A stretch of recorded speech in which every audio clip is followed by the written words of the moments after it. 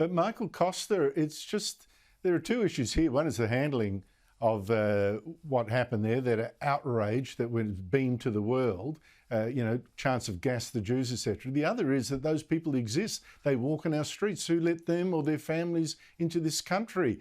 And plus the policing, of course. What's going on here?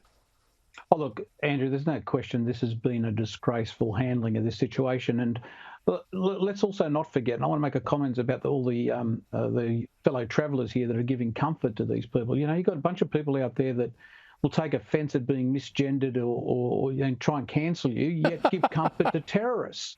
I mean, it is unbelievable when you see university, and I know they're university students, but to have these people out there giving comfort to these terrorists. Let's be very clear about this.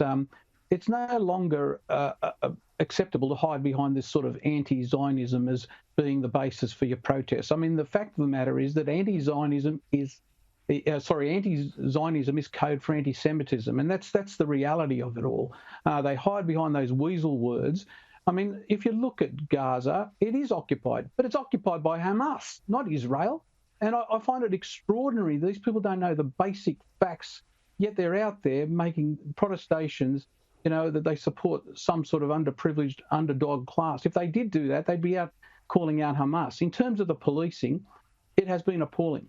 And I don't blame the police on the ground. They've been given operational instructions how to handle this. And I'm sure the instructions were to, respect diversity and make sure everybody has their opinions heard. But the problem here is that Hamas is a terrorist organisation, and giving comfort to a terrorist organisation, at a minimum, ought to be treated as, disturbing the peace, as potentially a crime. And not only that, they weren't even sanctioned. Good point. Look, I think the police minister and the police commissioner, and I'll put a lot of emphasis on the commissioner, really need to get their act together. I thought, Chris Minns ran around afterwards trying to clean up the mess that they created. But this comes from woolly thinking about the issue. If you know the issue... Well, hang on a sec. The woolly thinking about the issues. I want to explore it because Michael Danby, Labor has had a real problem since the Gillard years, even before, with people like Bob Carr and Tony Burke and Chris Bowen playing footsies with Muslim extremists. You had Sheikh Al-Aili, who died last week, a noted extremist. He should have been thrown out of the country. The immigration back then minister wanted to do that. Paul Keating, Leo McLeay made him overturn that decision. The hate preaching went on. It's incredible. Tony Burke, Chris Bowen, where are they? Where are they denouncing what was going on? Have they played with fire for too long? Because I just want to read you one quote from Tony Burke from 9 years ago at a Palestinian fundraising dinner. He said, "For those who are political advocates within Palestine itself, I will never know the bravery that comes with putting your life on the line and at risk in engaging in politics in different ways," which to me sounded like endorsing terrorism. Have Labor played footsie with these extremists for too long? You're dead right, Andrew. I don't mean to embarrass Michael Costa, but especially in the New South Wales right, there's been a problem for more than a decade. These people can't describe themselves as social democrats. Sharket Musselman and Bob Carr and Michael Daly, the Attorney General, is part of that gang. It's exactly what Michael Costa said before, the false moral equivalence of a pack of Jews and a pack of Muzzies, It's not the same. This is an organisation, Hamas, and these people demonstrating in their favour, who are a registered terror organisation. And you can see why they are.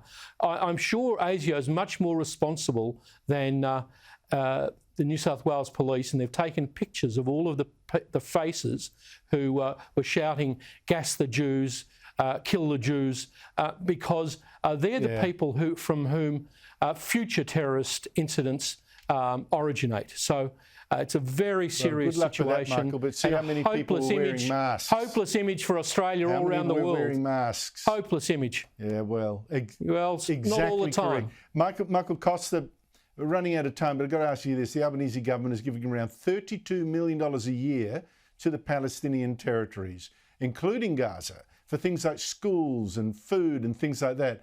Should we halt that money, given that Hamas, which runs Gaza, had enough money of its own to fire 3,000 rockets into Israel last weekend and send hundreds of terrorists to go and kill Jews? If they've got money for that, why do they need Australia's? Well, look, there's no question that should be not 1 cent going to Gaza. It is not an occupied territory.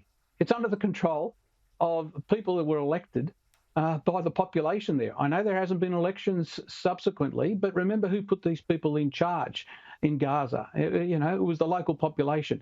Now, as for the Palestinian Authority and the West Bank, I mean, that's really a matter for the Australian government to discuss with the government of Israel. If they're prepared to allow humanitarian support, and I know Israel gives them humanitarian support, fair enough. But Gaza is in a different category, and this is the conflating of Different Gaza category. with... Sorry? No, Absolutely. Michael, if they can afford rockets, we don't need to send them food. That's bottom line. Michael Costa, Michael Danby, thank you both so much for your time.